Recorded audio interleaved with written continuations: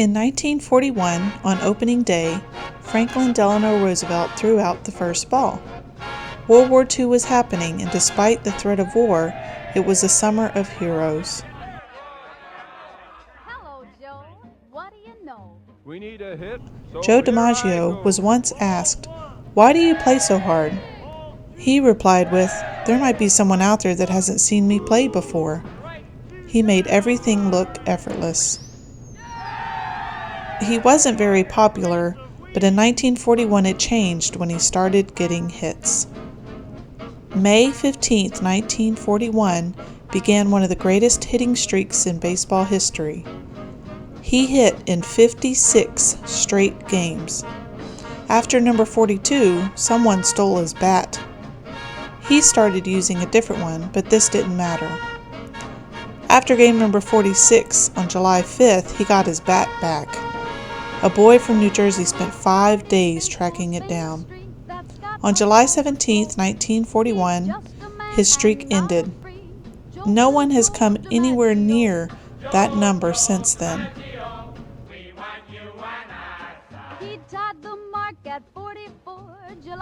Ted Williams, also known as The Kid, was signed to the Boston Red Sox, and in 1939 he had the greatest rookie batting performance in baseball history.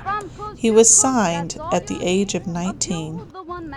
Ted Williams was not as loved as Ruth and DiMaggio. He was once fined $5,000 for spitting at reporters. After hearing boos from the crowd during his rookie year, he vowed to never tip his hat to the cheering crowds when he hit a home run. During the 1941 season, he had a .406 average.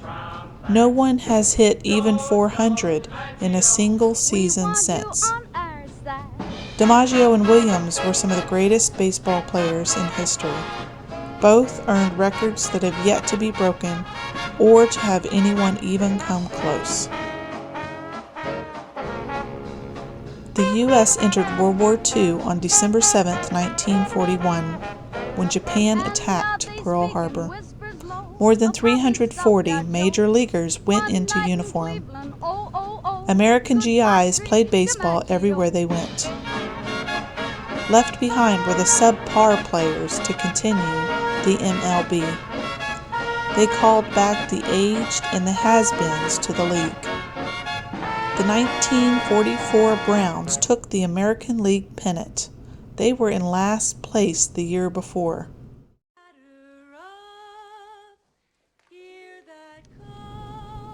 With the men off to war came the creation of the All-American Girls Professional Baseball League. In May 1943, Philip Wrigley, of the Wrigley Gum fame, held tryouts in Chicago and produced 4 teams: the Racine Bells, the Kenosha Comets, the South Bend Blue Sox, and the Rockford Peaches. The ladies had to wear skirts and high heels off the field. They were sent to charm school. After the initial year, there were more teams added.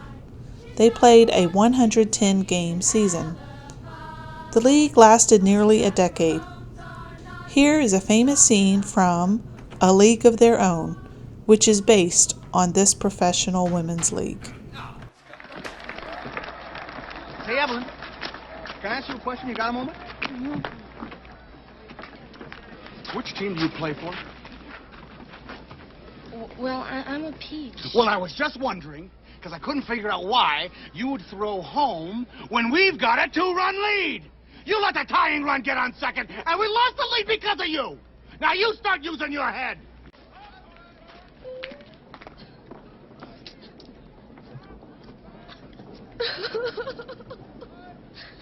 Are you crying? No. Are you crying? Are you crying? There's no crying. There's no crying in baseball. Why don't you leave her alone, Jimmy? Oh, you zip it, Doris. Rogers Hornsby was my manager, and he called me a talking pile of pig. And that was when my parents drove all the way down from Michigan to see me play the game. And did I cry? No. No. No. And you know why? No. Because there's no crying in baseball. There's no crying in baseball. No crying. What's the matter, Jimmy? What? She's crying, sir. I didn't mean to do that. Perhaps you chastised her too vehemently. Good rule of thumb. Treat each of these girls as you would treat your mother. Anyone ever tell you look like a little hat on? You're out of here! Oh, no, right no, now, no, Jimmy, you, I heard you that. misunderstood me. I'm You misunderstood me. No, I You didn't. can't throw me out for that. Second, No, Jimmy. you got to Right now.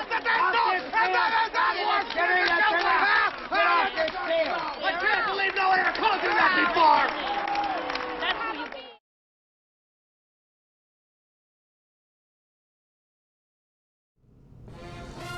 Branch Rickey was the general manager for the Brooklyn Dodgers.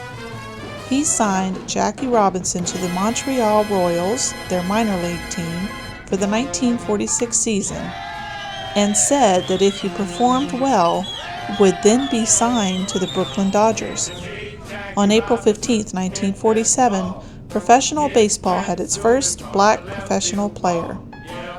He endured endless taunting, racial slurs, and even death threats.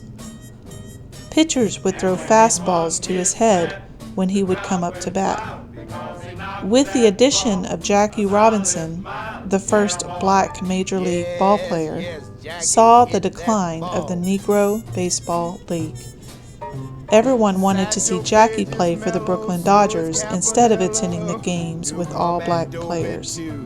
The Dodgers became Black America's favorite team. On August 13, 1948, the great Negro League star Satchel Paige debuted in the majors with the Cleveland Indians. He was upset that he wasn't the first black player in the MLB, but he was 42 years old at that point. When asked if he had any regrets, he wished he could have struck out Babe Ruth. That year, 1948, the Indians won the World Series. On June 13th of that same year, Yankee Stadium celebrated 25 years. Babe Ruth's number 3, was retired that day. He told his wife, "All my baseball obligations are now over." 2 months later, on August 16, 1948, Babe Ruth died of cancer. Over 100,000 fans turned out to see his open casket in Yankee Stadium.